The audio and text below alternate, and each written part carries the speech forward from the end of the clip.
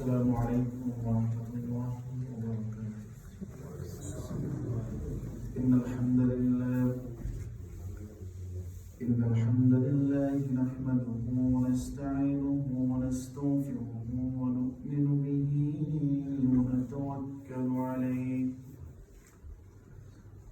ونشهد أن لا إله إلا الله الحي القيوم الذي لا تأخذه سنة ولا نوم، ونشهد أن سيدنا وسندنا ومولانا محمدا عبد الله ورسوله صلى الله تعالى عليه وعلى آله وصحبه وسلم، الذي أرسله بالحق بشيرا ونذيرا وداعيا إلى الله بإذنه وسراجا منيرا.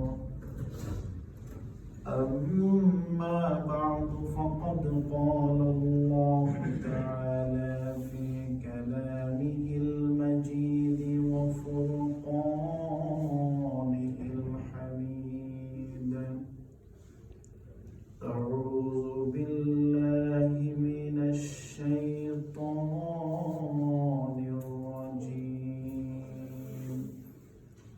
بسم الله الرحمن الرحيم. إن الله وملائكته يصلون على النبي يا أيها الذين آمنوا صلوا عليه وسلموا تسليما. اللهم صل على سيدنا مولانا محمد وعلى آل سيدنا مولانا محمد. اللهم صل على سيدنا مولانا محمد وعلى آل سيدنا مولانا محمد. مدینہ مدینہ مومنوں کی گنگنا ہے، دیدار مدینہ عاشقوں کی تمنا ہے۔ اللہم صلی علی سیدنا مولانا محمد وعلى آل سيدنا مولانا محمد۔ مدینہ کی ہوا میں جنتی آتی ہے، خاک پاک مدینہ میں نور جنت چمکتی ہے۔ اللہم صلی علی سیدنا مولانا محمد وعلى آل سيدنا مولانا محمد۔ روضہ محمد जन्नतुल फिरदौस है रौदाए मोहम्मद जन्नतुल फिरदौस है मदीना मोहम्मद जन्नतुल मअवा है अल्लाहुम्मा सल्ली अला सय्यिदिना मौलाना मुहम्मद वअला आलि सय्यिदिना मौलाना मुहम्मद ला इलाहा इल्लल्लाह ला इलाहा इल्लल्लाह لا إله إلا الله لا إله إلا الله لا إله إلا الله لا إله إلا الله حسبي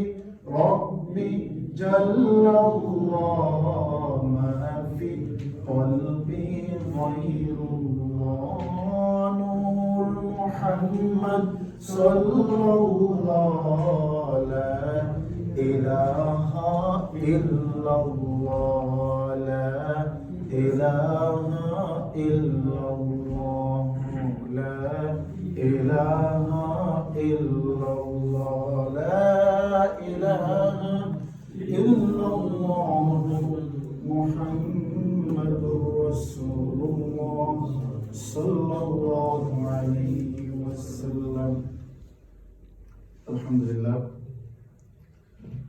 আল্লাহ পাক রব্বুল আলামিনের দরবারে অসংখ্য অগণিত শুকর সুজুদ রব্বুল ইজ্জত এরকম একটি প্রতিকূল পরিবেশে আমাদেরকে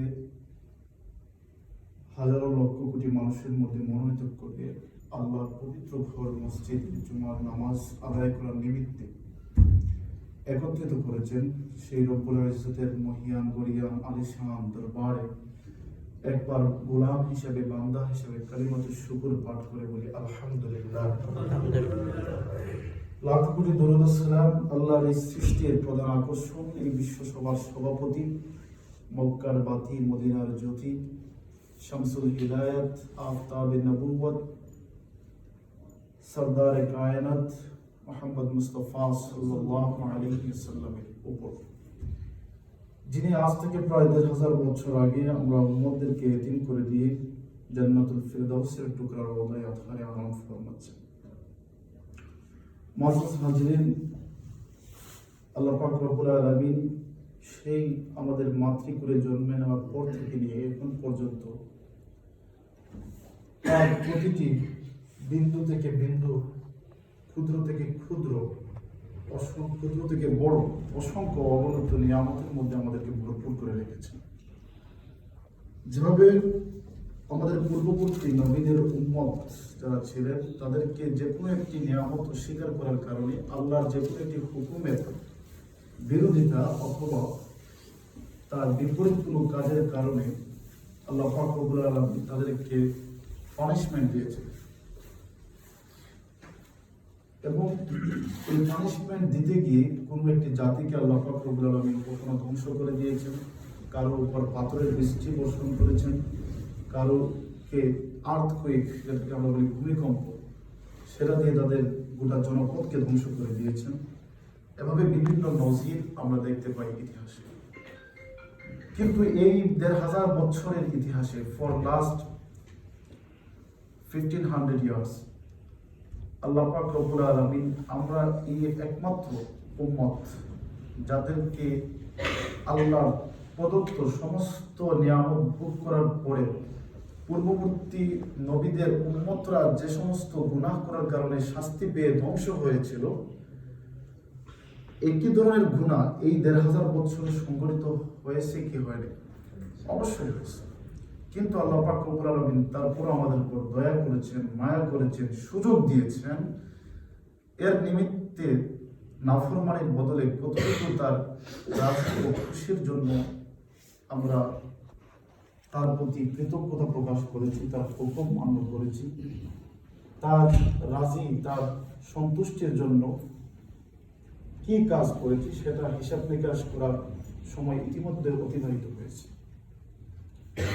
এজন্য আমাদের উচিত, we should be grateful towards our Allah because He has blessed us by giving everything.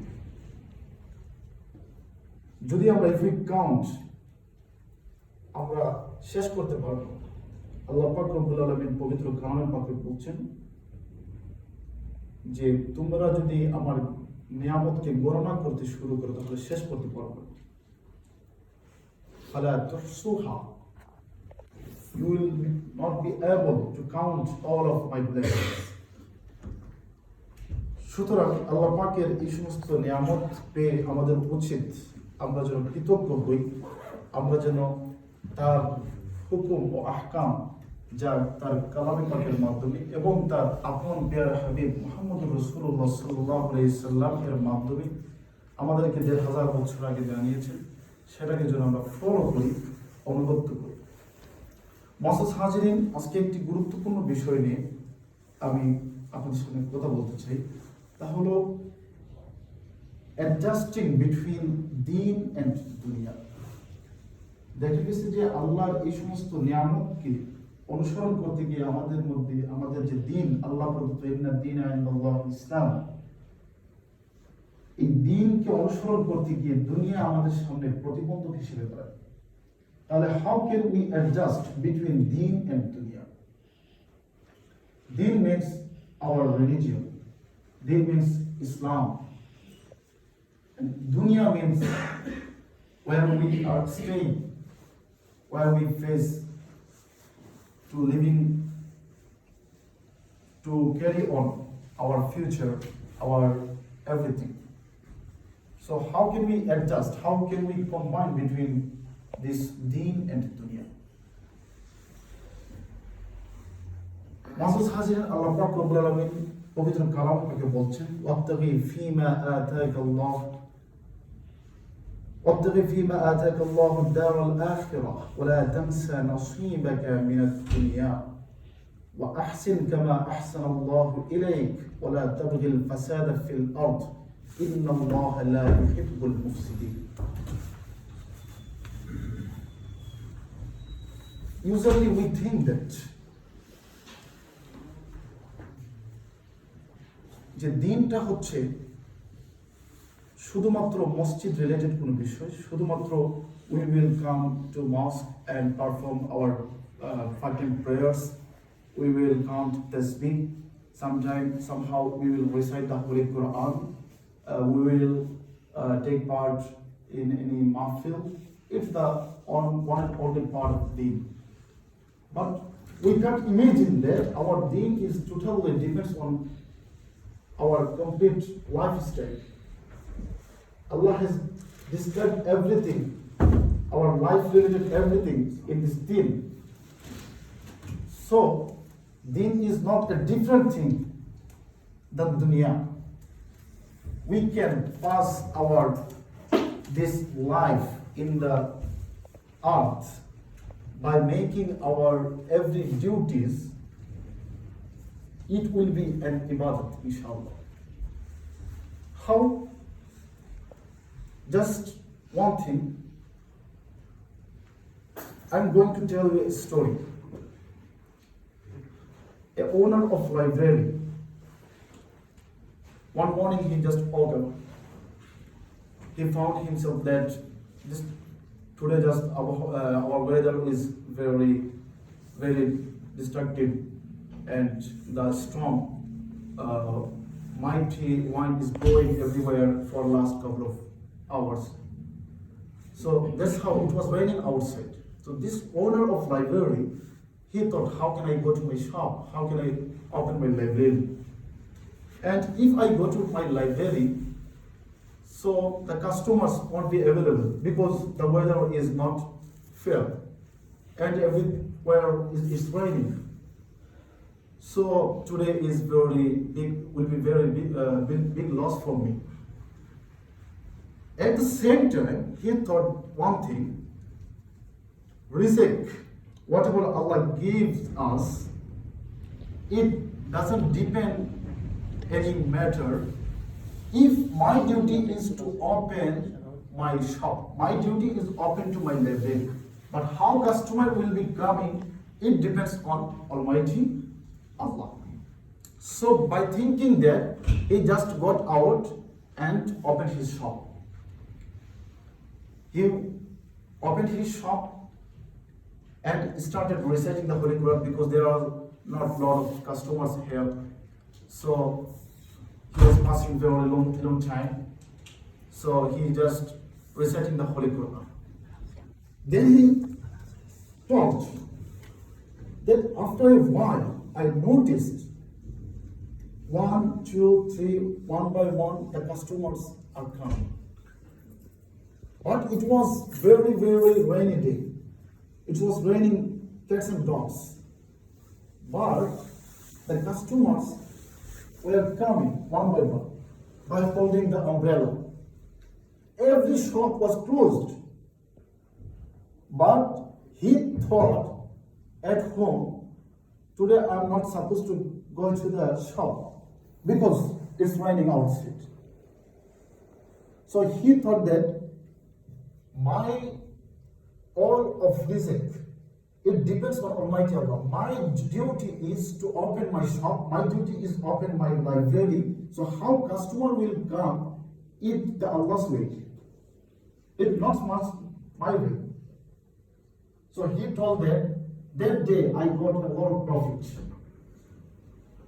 So, dear brothers in Islam, the library, it is, we consider it as a dunya related matter. On the other hand, he thought that the rizq will come from Almighty Allah. It's the deen. So he combined, he adjusted his deen and dunya very simply. So this how we can combine, we can adjust our deen with dunya. Allah Rabbul Alamin said on the Holy Quran, وَابْتَغِي فِيمَا آتَاكَ اللَّهُ الدَّارَ الْآخِرَةَ. But seek the home of the hereafter. Seek the home of the hereafter. How you will seek? With that wealth which Allah has given you. Which Allah has given you, the wealth, the money, the treasures, whatever Allah has given you, you have to seek the Allah through this wealth. So somehow some brothers, they may think that, so Allah has given me a lot of wealth, Allah has given me a lot of money, so should I donate everything? Should I donate everything as zakat? Should I donate everything as sadaqat? Should I give everything to the way of Allah? No. Whatever Allah is telling you, wait and see. وَلَا تَنْسَ نَصِيبَكَ مِنَ الدُّنْيَا. Our Allah is very kind on us. Is very merciful on us. He's telling them, and don't forget your portion of legal enjoyment in this world. Don't forget. Don't forget your share. Allah has given you wealth, Allah has given you treasures. So there are some part for your son, some part for your daughter, some part for your relatives, nearest and dearest. So don't waste and don't destroy everything. And don't donate everything. Because there are some parts for your beloveds. Allah mentioned them. So, if we, as Allah said, وَلَا تَنْسَ نَصِيبَكَ مِنَ الدُّنْيَا, and don't forget your portion of legal enjoyment in this world. As Allah said, so it's an ibadat. I mean, giving my wealth, sharing my wealth with my son, with my daughters, with my wife, with my relatives, it's an ibadat as well. As Allah said, Allah mentioned. So it's not against deen. distributing your wealth and utilizing your wealth towards your relatives, towards your families, it's not against the deen, but it's an ibadat as well. Masters Hazirin, then Allah said, وَأَحْسِنْ كَمَا أَحْسَنَ اللَّهُ إِلَيْكَ, and do good as Allah has been good to you. And do good as Allah has been good to you. If I ask you that who is most successful man in this earth? I just got out and traveling by a bus. Somehow I just noticed a very, very beautiful, well decorated house. Before the front of house, there's a very big swimming pool and a big, very beautiful garden, and it is decorated by every beautiful matters. So somehow I will consider this owner of this house, he is most successful man, because he has everything. He has cars, he has a big home, everything. He has a lot of money, treasures, everything. So he is most successful man. On the other hand, on the street, I have noticed as well, a poor guy, he has nothing. Dirty clothes he is having. And I consider him, he is not successful, he is an unsuccessful person. By considering the simple matter, he has everything, he has wealth, that's why he is successful. He has nothing, that's why he is unsuccessful person. On the other hand, as a Muslim, I want to ask you, if I want to ask you that Fir'aun, Qarun, Namrud, they had a lot of wealth, they had a lot of money, they ruled in this dunya. Was he most successful person? Was he successful person? Will you give him mark as a successful person? Why? He has everything. Some time ago, I considered a person, he is more successful because he has everything. He has a good job. He has a good house. He has a healthy amount of bank account. So, I have changed my definition of successfulness because Fir'aun, Qarun, Allah, it's not a story. Allah had given the Qarun everything. وَآتَيْنَاهُ الْكُنُوزِ, I had given him the treasures and the keys of the treasures. They had to bring by a lot of cars. Allah said on the Holy Quran, the keys of the treasures of Qarun, it was very weight. So how much wealth he was having? But he was not successful. On the other hand, Ibrahim alayhi salatu wasalam, he had to leave his house. He had to, once a time, he was homeless. He had nothing. But if I ask you, was Ibrahim alayhi salatu wasalam a successful person? Very simply, you replied, yes. He was a very successful person. So successfulness doesn't depend how much we are having or not. It doesn't depend.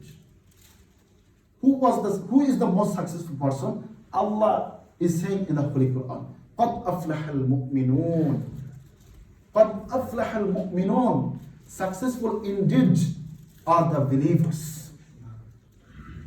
Successful indeed are the believers. الَّذِينَ هُمْ فِي صَلَاتِهِمْ خَاشِعُونَ. Those who offer their salat with full of submissiveness.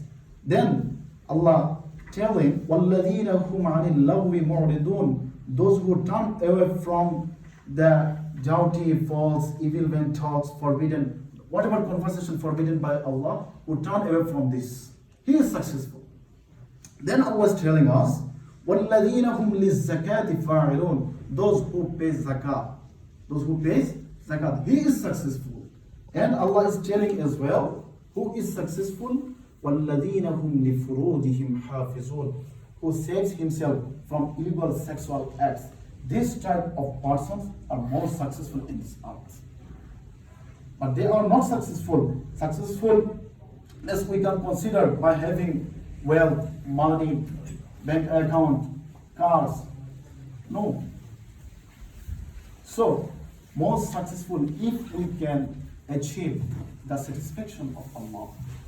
We can lead a very successful life by following Allah's order, by following the Sunnah of Muhammad Mustafa sallallahu alayhi wasallam. Dear brothers in Islam, one thing that somehow we can think that whatever we have achieved, I have achieved my own efforts. I had a lot of hard works. I tried my best. I tried my best. That's how I achieved.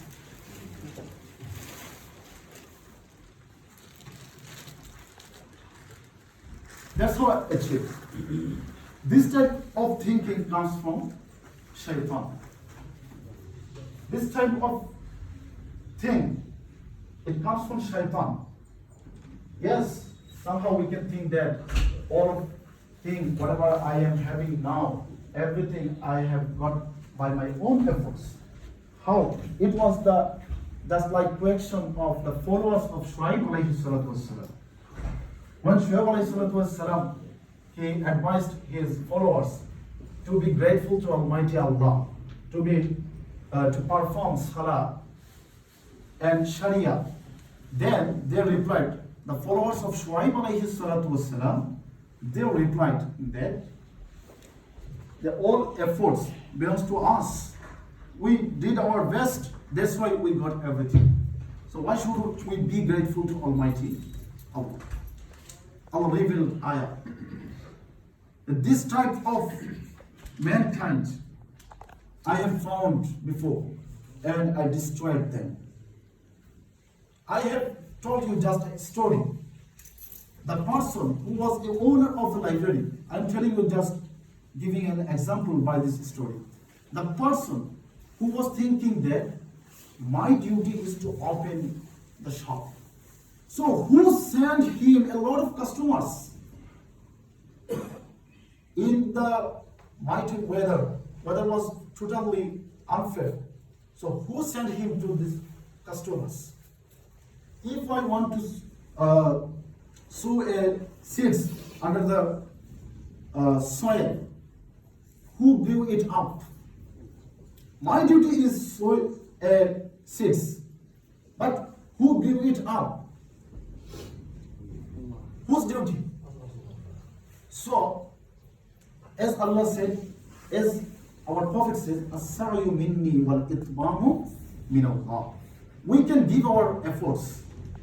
We can give our efforts, but successfulness belongs to Almighty Allah. Hazrat, we can balance between deen and dunya very easily, very easily. If we feel some emotion about our deen, so our dunya, if we whatever we are having, the wealth, the money, the everything, if we utilize them in proper way, whatever Allah said in the Holy Quran, spend your money, spend your wealth this way, Allah never deprived us. Whatever my own rights, Allah never. If Allah deprived us, Allah never said that وَلَا تَنْسَ نَصِيبَكَ مِنَ الدُّنْيَا.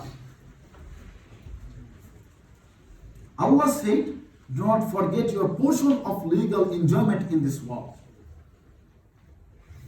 Abdullah ibn Mubarak, rahimahullah ta'ala, who was one of the great Islamic scholars and muhaddis, a great faqih. You know about him. So before he was not at the early age, he was not a practicing Muslim. So somehow once a time in a garden he was playing some musical instruments. When he was playing musical instruments, suddenly he heard the sound of recitation of Quran. So it's a long story. So he surprised. I'm playing musical instruments and the sound is about recitation of Holy Quran.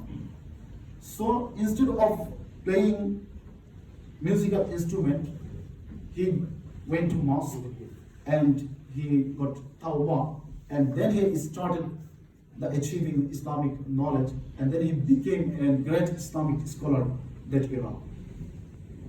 So somehow when he became very famous, very popular. When he steps in a city, there are a lot of gatherings around him. Lot of gatherings. People are booming around him. So once a time, he steps in a city. So somehow he sneezed.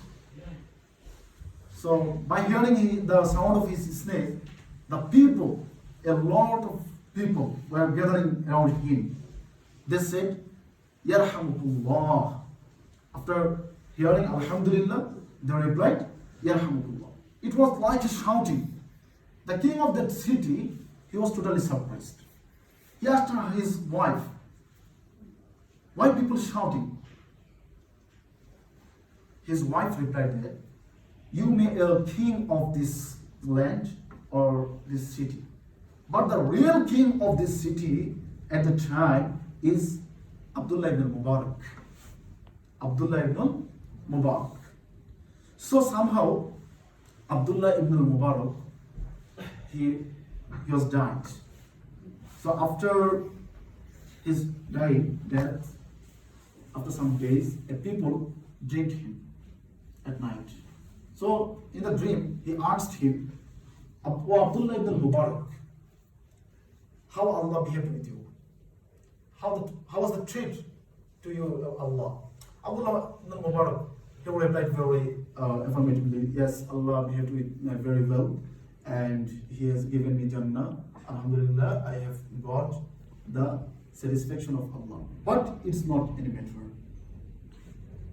But Abdullah ibn Mubarak said, but it's not matter, because one of my neighbors who was living just next to me, he has a lot of sawab than me, and he got a lot of promotion than me to Almighty Allah. So I asked him, that person who was dreaming the Abdullah ibn Mubarak, I asked him how he achieved the blessings of Allah than you, more than you, how he achieved. I have to know. So next day, that person went to this neighbor home and found his wife and asked her, your husband was the neighbor of Abdullah ibn Mubarak, and he got a great promotion to Almighty Allah. Allah has given him a great darajah. So what was his amal? Like amal. What his good deeds? How he achieved this achievement? So his wife replied, my husband was a very simple person. He had done nothing. Whatever I know. He was a blacksmith. I mean, in Arabic word it's called haddad. Maybe it's in English blacksmith. Yeah. So he had done two things. I think that's why Allah gave him everything. So what was two things? That Abdullah ibn Mubarak, when he was performing tahajjud at the rooftop of his house, so he saw Abdullah ibn Mubarak, and then he was saying that he used to say that when he saw Abdullah ibn Mubarak was performing tahajjud, so then he used to say that I wish I would be like Abdullah ibn Mubarak. Every time when he used to see Abdullah ibn Mubarak was performing tahajjud, then he wished like that, if I would be like Abdullah ibn Mubarak. Her wife replied. And second thing, I have seen on my husband that when he was beating his hammer, when he was beating his hammer, but somehow when he used to hear Hayya ala salah, Hayya ala falah, this type of sound when Muazzin announced, when he announced Hayya ala salah, Hayya ala falah, then he usually used to stop the beating his iron, and he dropped. He never stepped it forward. He dropped it backside. When he used to say, when he used to hear Hayya ala salah, Hayya ala, whenever he dropped his hammer backside, and he used to go to mosque. Nothing was else. That's why Abdullah ibn Mubarak that day, for achieving knowledge, for fiqh, tafsir, usul, everything, he was the one biggest scholar of Islam. But a simple blacksmith, he got a position for Almighty Allah than Abdullah ibn Mubarak. Subhanallah. So he designed his dunya very simply. He was such a feelings about deen. He was such an emotion about deen. That's why Allah accepted his feelings. Allah accepted his emotion. So it's very easy if we do our everyday life, if we live according to the Quran, according to Hadith, our every activities, if we are a student, you are a job seeker, somehow we are an employee of a bank or any other institution, it's not matter. If we follow, if we be sincere, if we are correctly lead everything, it would be a ibadah. It would be a ibadah. That's how we can balance between deen and dunya. We can adjust between deen and dunya, and by doing everything, by performing deen, by performing dunya, Allah will accept it as a deen, as a amal, as a ibadah.